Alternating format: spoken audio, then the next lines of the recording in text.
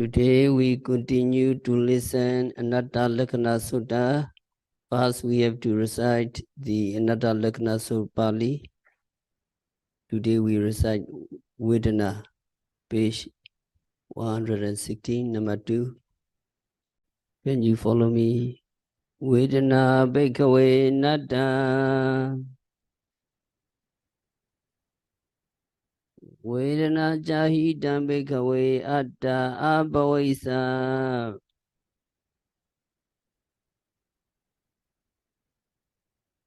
Naidam Vedana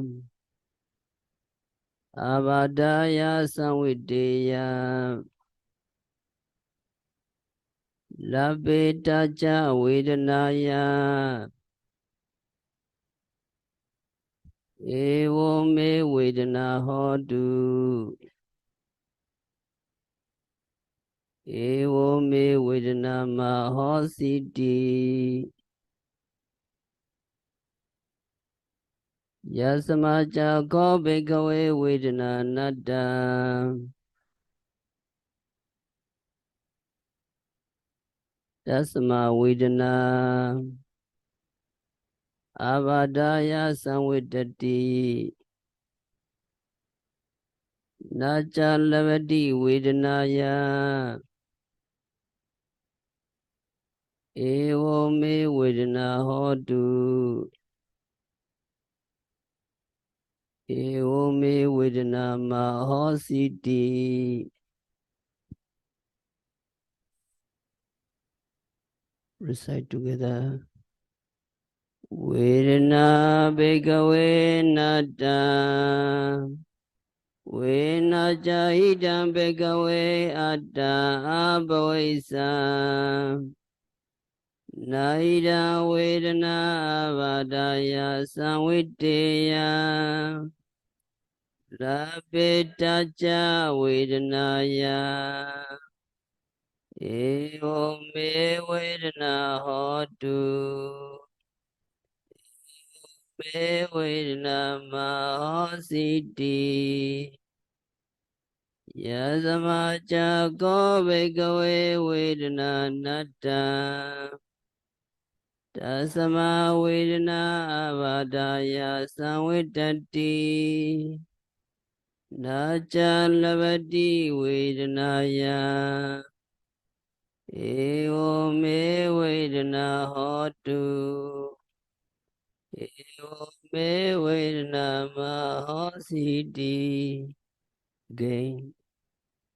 Vedana Bhikkhave Natta Vena Jahida Bhikkhave Atta Abhavaisa Naida Vedana Avadaya Samvideya Lavetaja Vedanaya Evo me Vedana Hotu Evo me Vedana Mahositi Yasamaja Gobekave Vedana Natta Dasama Vedana Avadaya Samvidati Naja Lavati Vedanaya Evo me Vedana Hotu Evo me Vedana Mahositi. Translation, can you follow me? Monks, Vedana feeling is not self, soul or living entity. Monks, if feeling was self, it would not tend to afflict or distress, and it would also be possible to say, let my feeling be thus, let my feeling not be thus.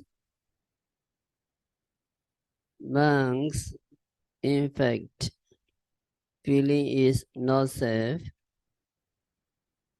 Since it is not self, it tends to afflict and distress.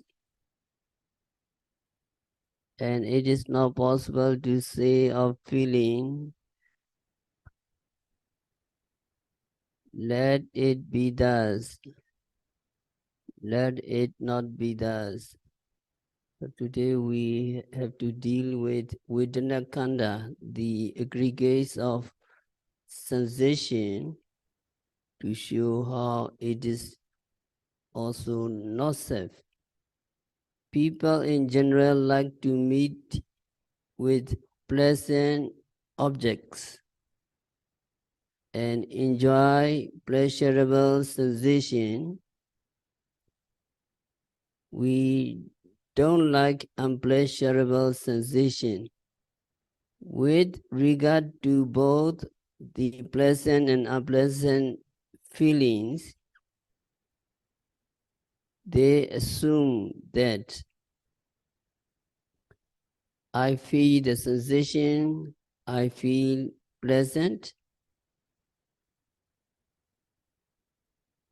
I'm fine, I feel unpleasant, I'm miserable. But in reality, the feeling of sensation is not self. The feeling of sensation is not so, but mere insubstantiality. Feeling of sensation is anatta. So Buddha explained this true fact. Vedana bhikkhave anatta. Vedana jahidam bhikkhave atta abhavesa naidam vedana abhadaya samvitteya labbe tacha vedanaya evam me vedana hotu evam me vedana ma hositi. Yasamaja kho bhikkhave vedana anatta tasama vedana abhadaya samvittati Naja labati vedanaya evam me vedana hotu evam me vedana ma hositi. So Buddha said, bhikkhus feeling is not self, vedana anatta. So how many categories of feeling? There are three categories of feeling. Sukha vedana, dukkha vedana, and upekha vedana, or adukkha sukha vedana. Sukha vedana, pleasurable feeling. Dukkha vedana, unpleasurable feeling. Upekha vedana, equanimous or neutral feeling, neither pleasurable nor painful feeling. So three vedana need to remember. Can you follow me? Sukha vedana, pleasurable feeling. Dukkha vedana, unpleasurable feeling. Upekha vedana, equanimous feeling. So the equanimous or neutral feeling is generally not prominent in our daily life. We commonly talk sukha, dukkha, pleasurable, unpleasurable. So pleasurable feeling and unpleasurable feelings only are commonly talk. So sukha vedana, it is such a pleasure to feel the touch of a cool breeze or cool water when the weather is scorching hot. And it is very comforting to be wrapped up with warm woolen blankets during winter time.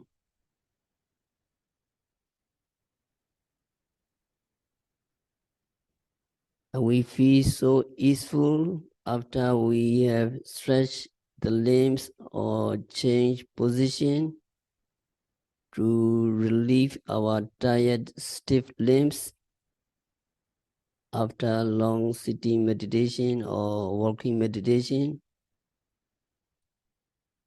All these comfortable feelings through contact with pleasant objects are classified as Sukha Vedana,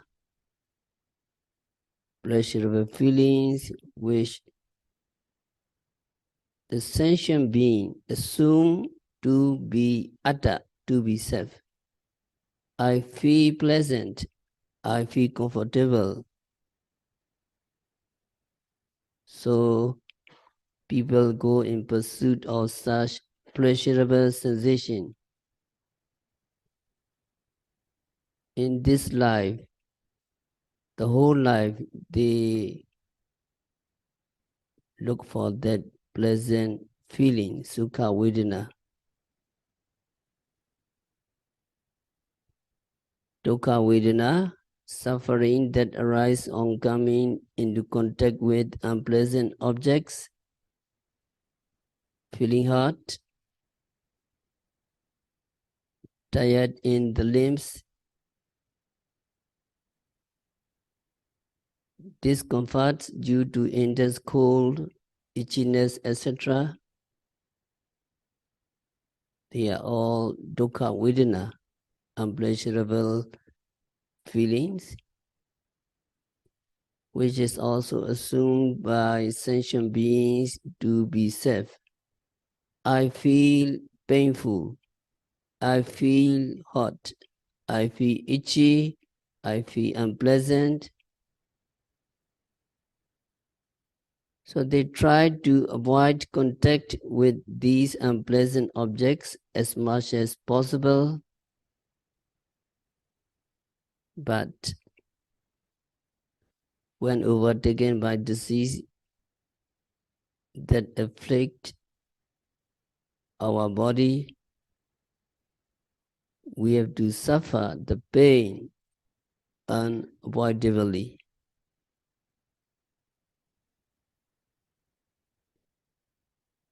And then Cetasika Vedana,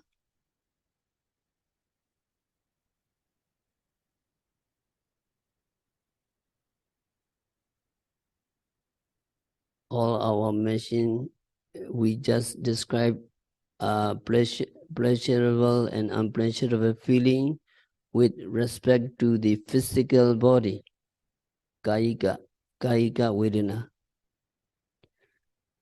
In addition, we have to consider the feeling that arises in relation to states of mind, Cetasika Vedana. Thoughts on pleasant objects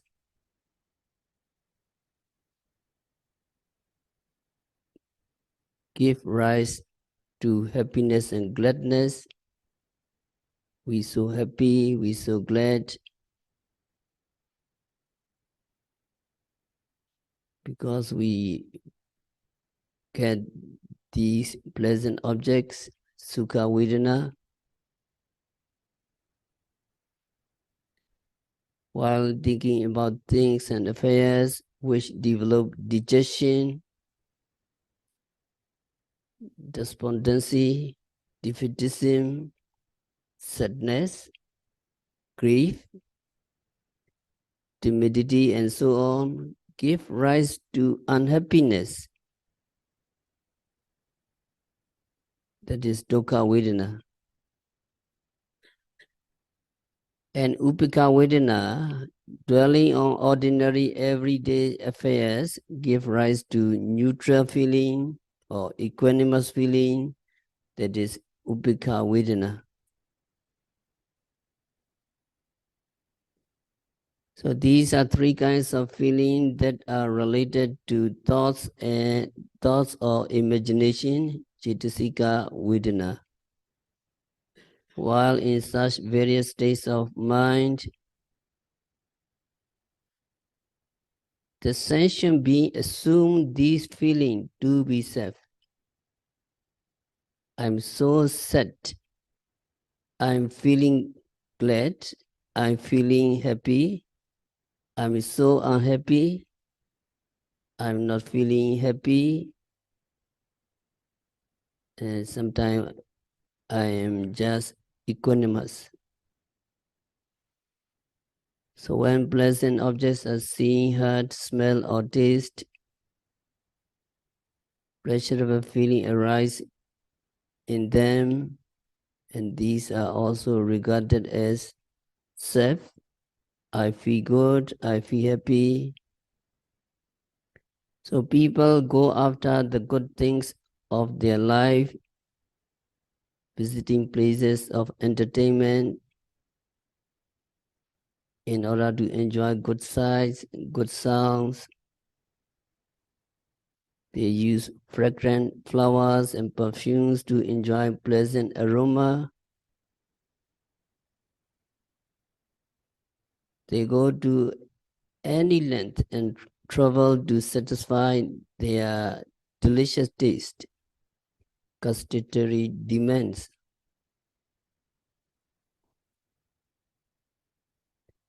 When unpleasant objects are seen, heard, smelt, or tasted, unpleasant feeling arise in them. These are also assumed to be self. So they try to have nothing to do with unpleasant objects.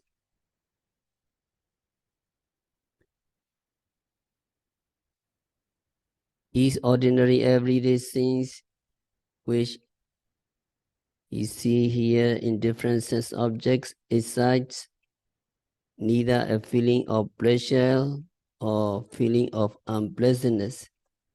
This is neutral, equanimous feeling,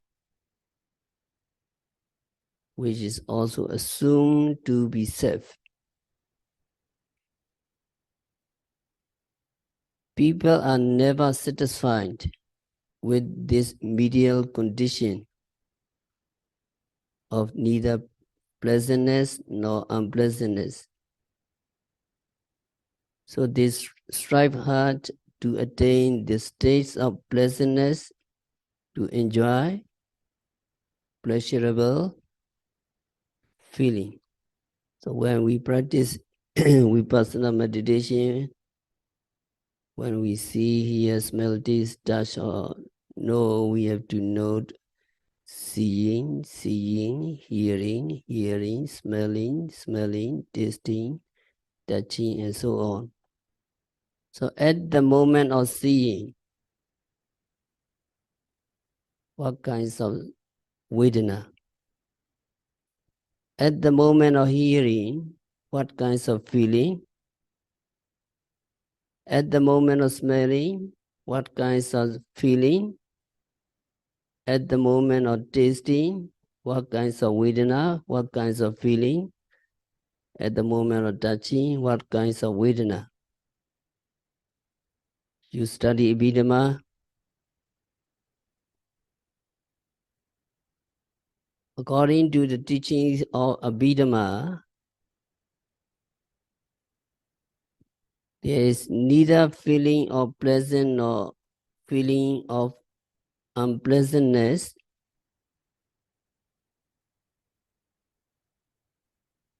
at the moment of seeing, hearing, smelling, and tasting, but just equanimous feeling indifference. Upika sagata sakhu vinyana.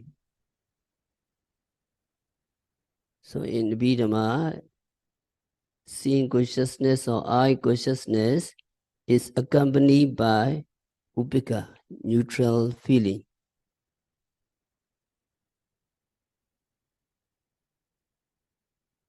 But in Suttanta and the discourses, they describe how these feelings, sukha, vedana, pleasant feeling, dukkha vedana, unpleasant feeling, and upekha vedana, neutral feeling, arise at all the sense doors, eye, ear, nose, tongue.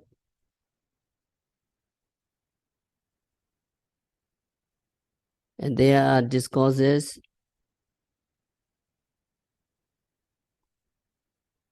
it mentioned to contemplate on this feeling at the moment of seeing, hearing, smelling, tasting, so as to comprehend their true nature.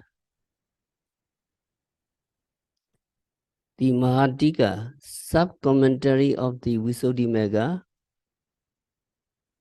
explained how Sukha Vedana, Dukkha Vedana, and Upekha Vedana, pleasant, unpleasant, and neutral feelings become evident at the moment of seeing, hearing, smelling, and tasting.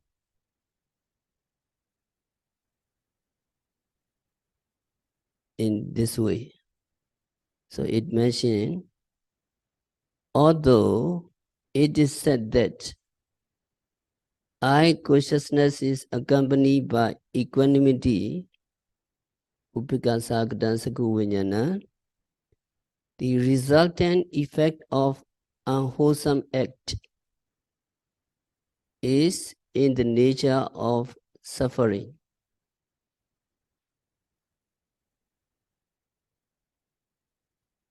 And the resultant effect of unwholesome act cannot be pleasant.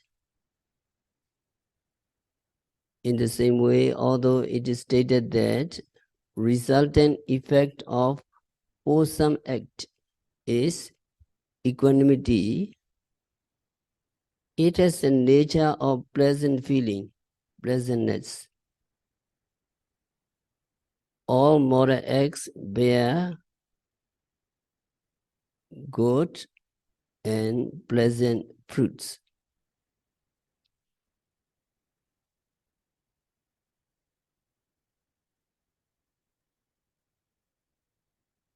So in Abhidhamma, the I consciousness is accompanied by neutral feeling,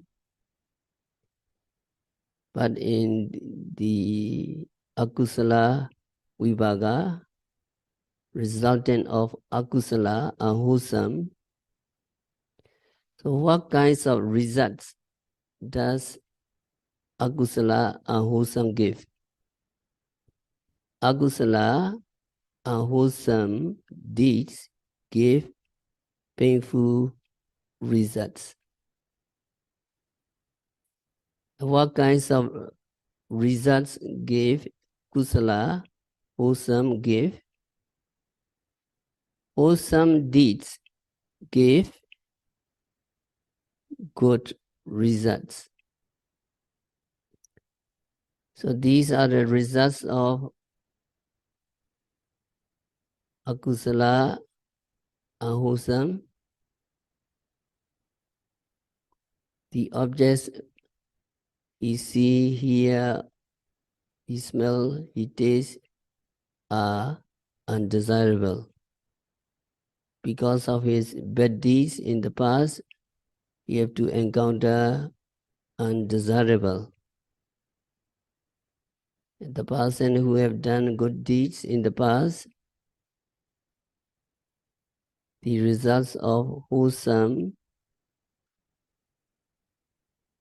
the objects he see, hear, smell, taste are desirable objects. If you see something ugly, if you see you don't like, that is because of your unwholesome deeds in the past, you see ugly. And if you see something beautiful, if you see something you like, that is because of your good deeds in the past you have done.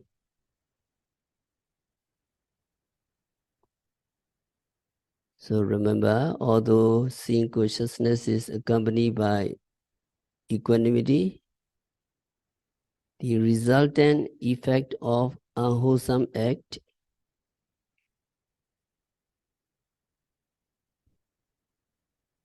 has in the nature of suffering. Although resultant effect of wholesome act is upeka. It is the nature of pleasant feeling.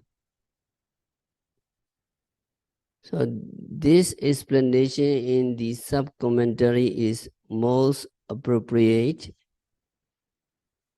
and can be verified through your practical experience. When you see a beautiful object,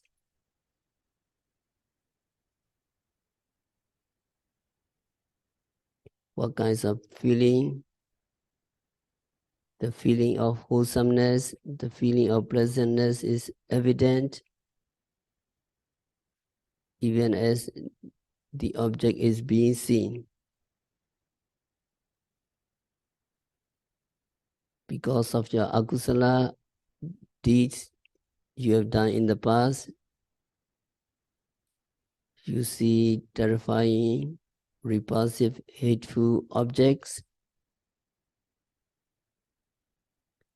and the feeling of fear, the feeling of disliking, aversion is quite evident even while seeing that object.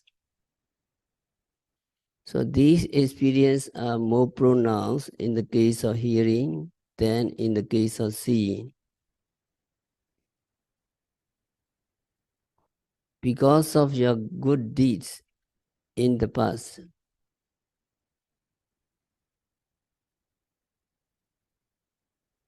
you hear a sweet sound, pleasant sounds. So pleasant, sweet sound produce a sweet and pleasant effect. Because of your bad deeds, evil deeds, you hear a terrible noise, terrible and loud noise inflict unbearable pain on you.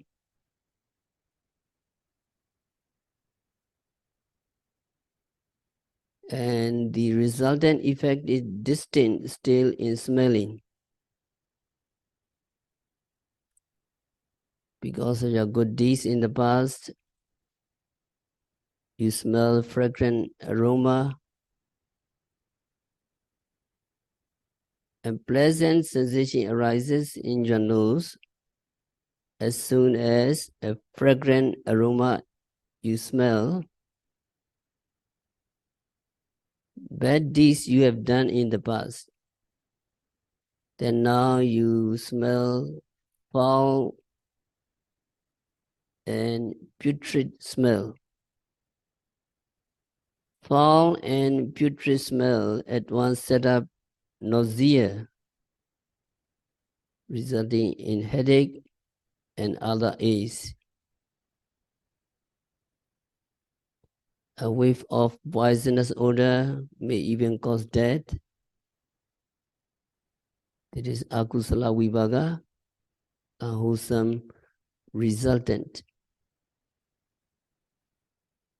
The most pronounced effect may be experienced in the act of eating.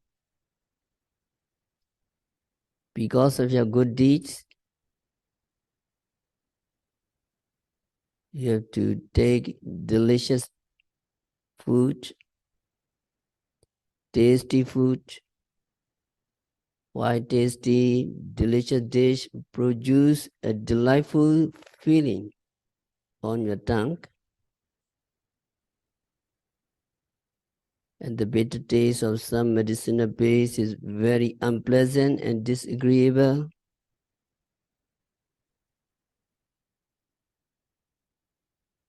A poisonous substance will cause intense suffering and may result even in death.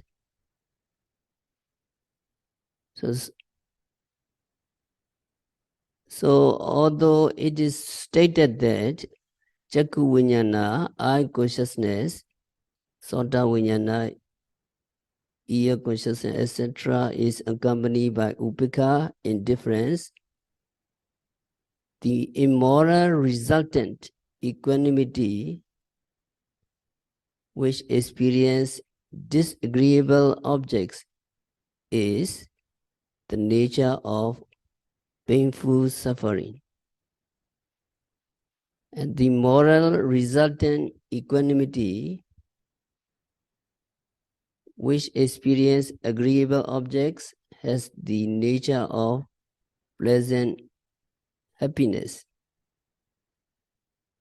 So these comments of the sub-commentary Mahadika of Mahadika are most appropriate. So you can find the sutta mention that all three types of feeling, pleasant feeling, unpleasant feeling, and neutral feeling, arouse at the moment of seeing, hearing, smelling, tasting. And alternatively, as it is possible for all the three feelings to arise at the moment of jhana, impulsion, during the eye avenue thought process.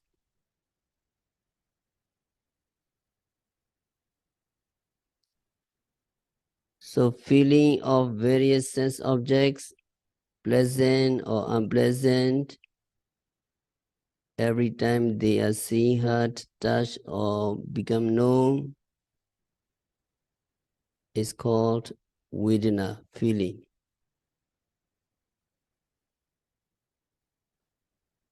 When an agreeable sensation is felt, there arise the clinging of self, I feel pleasant.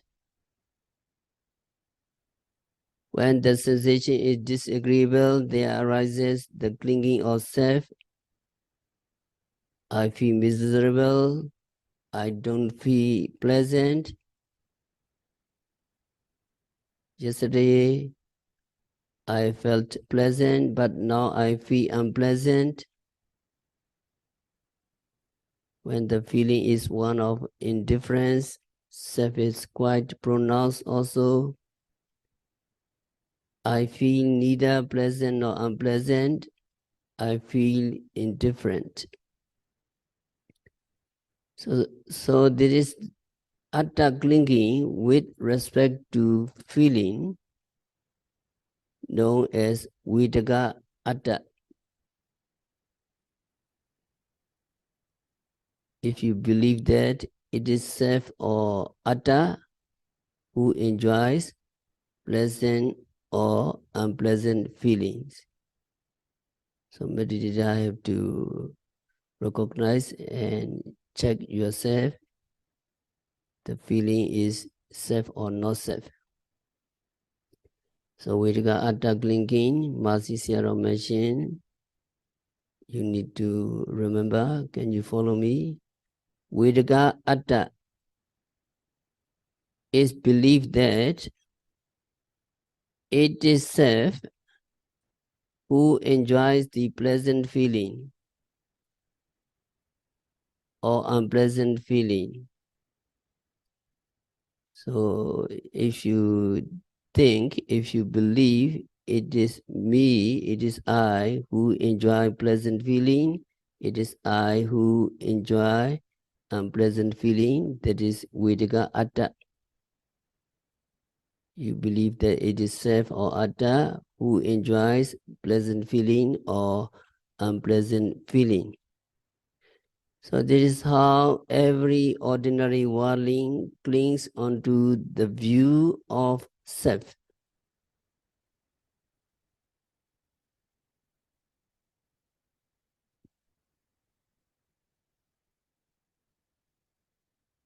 Or the same, there is the clinging to the belief that on happy occasion, it is I who enjoy pleasant feeling. When faced with difficult circumstances, it is I who suffer. They cling to the belief in this way. The reason for such belief lies in the fact that inanimate objects such as stones or sticks do not feel the heat when coming into contact with it. Stones and sticks, they do not feel cold when touched with a cold body, and they feel neither happy nor sad under pleasant or unpleasant circumstances. On the other hand, the animate objects, the sentient beings, suffer or rejoice according to pleasant or unpleasant circumstances. So it is assumed that sentient beings must be endowed with an animating spirit, a living entity. So it is this living entity which enjoys on moments of pleasure or suffers on occasions of distress.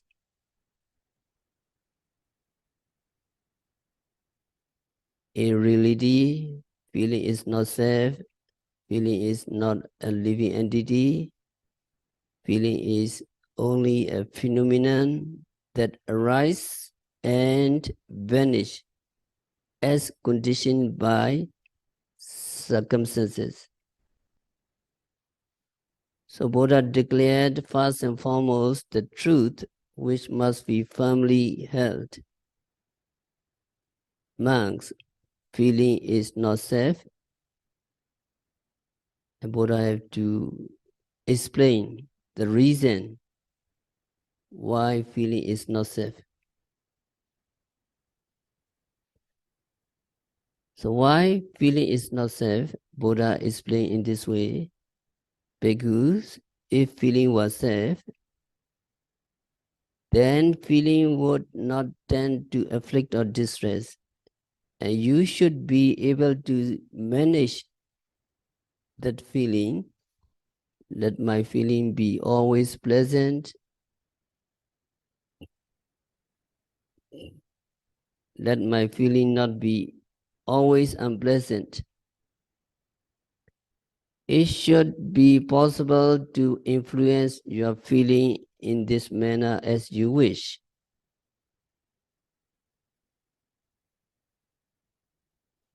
True, if feeling was self, it should not cause distress to oneself because it is not in the nature of things to afflict oneself. And it should be possible to manage feeling as we wish. These should all obtain and follow from the supposition if feeling was self. Furthermore, if feeling did not tend to afflict, and if our feeling was always pleasant, as we desire, and never unpleasant, then we should regard feeling to be truly self. So this statement, if feeling was self, is a form of instruction to consider whether it afflicts you or not, whether feeling can be managed to be always pleasant as you wish, as you desire. On careful examination, it will become evident that feeling almost always afflicting us, and that it arises not following our wish, but in accordance with its own conditioning circumstances.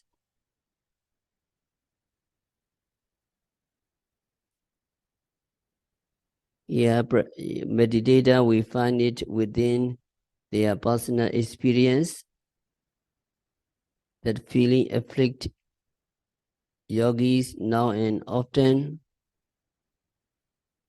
That yogi can never have their wish fulfilled to be always enjoying good sights, good sound, good smell, good food, soft touch, etc. And meditator, we have discovered the unpleasant feeling happened more than pleasant. That one cannot have Vedana feeling as he wish is because Vedana is not self nor one's inner substance. So Buddha continued to explain why feeling is not self.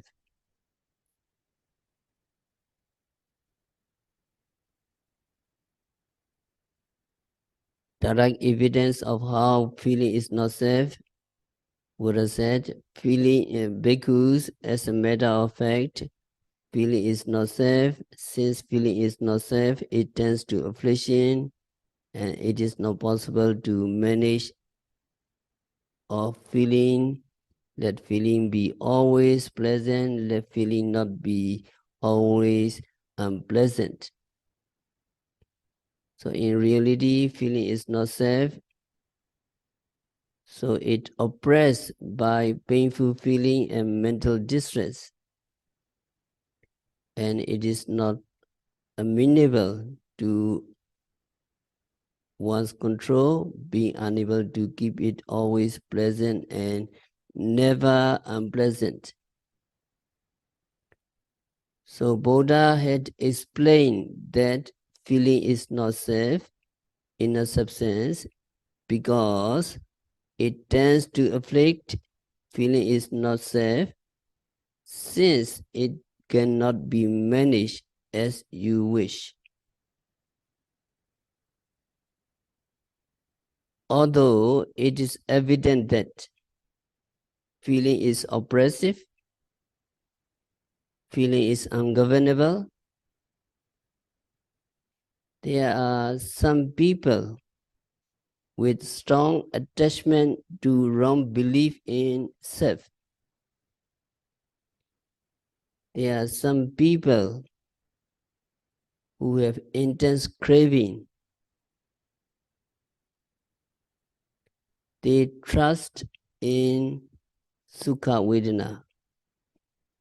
They rely on pleasurable sensation. So they cling to feeling as self and take delight in that pleasurable feeling. However, if you carefully consider, if you carefully observe, your observation will reveal that moments of joy and happiness are very few compared to occasions of suffering and distress. So pleasurable feeling is not reliable. And how feeling inflicts suffering, there has been constant accommodation and adjustment to condition to maintain ourselves comfortably. So 2-month long retreat,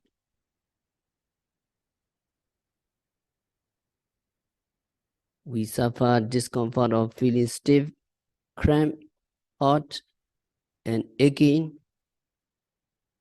When confined to one position for long,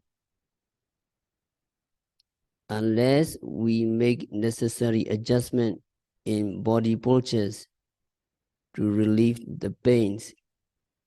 Here, 1 hour sitting, 1 hour walking, and daily activities It is the adjustment to our body. It's not torturing our body. It is adjustment, sitting, walking, and daily activities. The oppressive nature of feeling is quite evident, even if you consider only the case of your eye. Your eye needs constant accommodation by frequent winking and occasional blinking.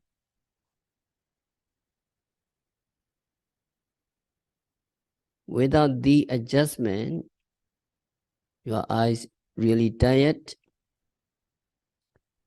Tiredness in the eye will become unbearable, and other organs of body also need similar accommodation. So 2 months intensive retreat, you need to adjust your body. Many organs in the body also need similar accommodation. Even with constant adjustment, feeling under certain circumstances is likely to inflict severe pains and suffering, which may lead to serious illness and illness, resulting even in death. So these are the incidents where the afflicted person, unable to bear the oppression of feeling any longer. You may encounter some people sought the termination of their own life by committing suicide.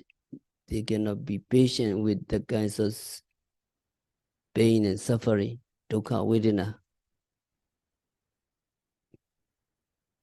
The physical pain and suffering are not inflicted entirely by feeling.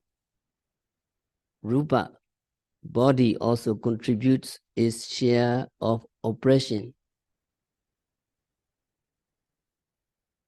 being the original source of troubles.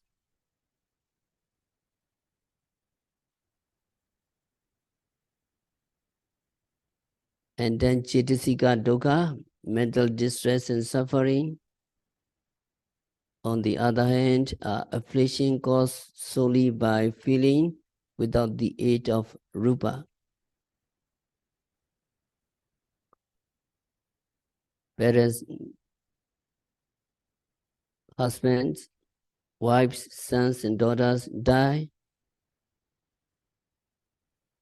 on the death of his near and dear one, parents, husbands, and wives, and sons, and daughters.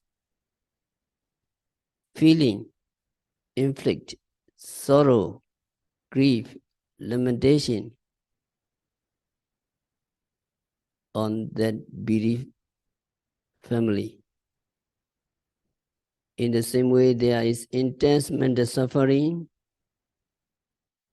which may even result in death, in the loss of wealth and property also, frustration and discontent owing to his failure to solve life's problems. In the life, many problems he encountered, and frustration and discontent owing to failure to solve that life problem, separation from his associates and friends, unfulfilled hopes and desire are other forms of oppression inflicted by feeling. How about pleasurable feeling, pleasurable sensation? Yes, pleasurable sensations are very comforting. They give us happiness while they last.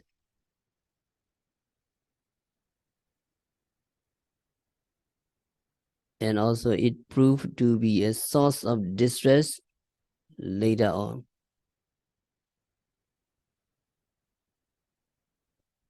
When they disappear after their momentary manifestation, he or she is left with a wistful memory and yearning for them. So he has to be constantly endeavoring in order to maintain the pleasant, happy state. So people go in pursuit of pleasant states, even risking their lives.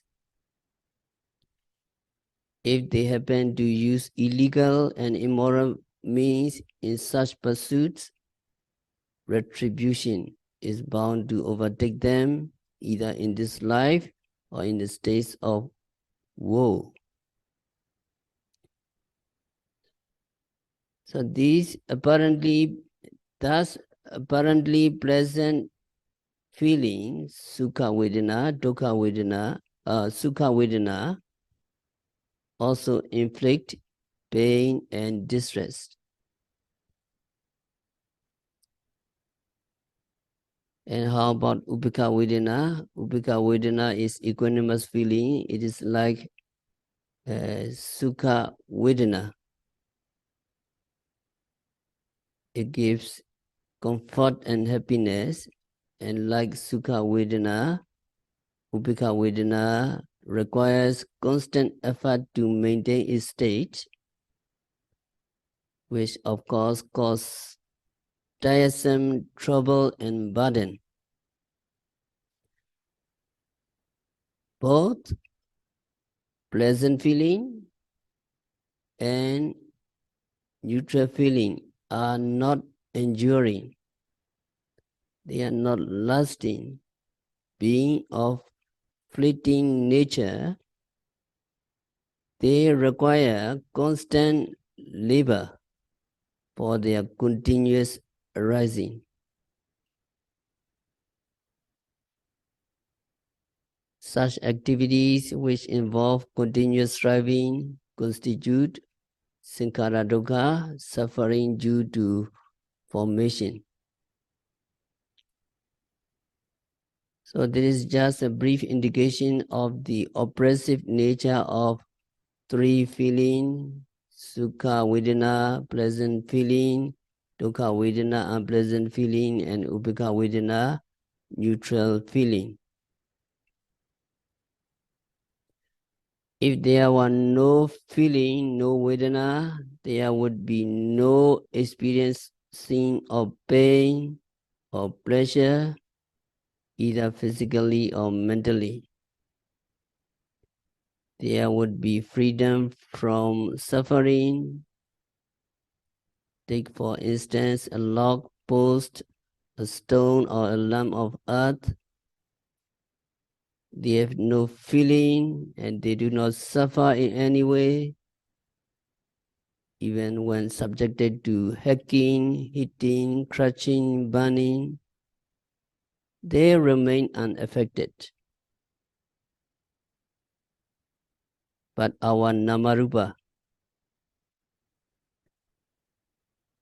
the continuum of namarupa, psychophysical phenomena, which are associated with Vedana feeling, is however afflicted with suffering in many ways. So it is clear that feeling is not self, feeling is not inner substance. So we'll continue next time. We have to stop our discourse for today. By practicing vipassana meditation, by observing every phenomena occurring as the six senses, may you understand the feeling is just a feeling. Feeling is not the feeling of a person. Feeling is not the personal feeling. Feeling is not permanent. and feeling is not lasting.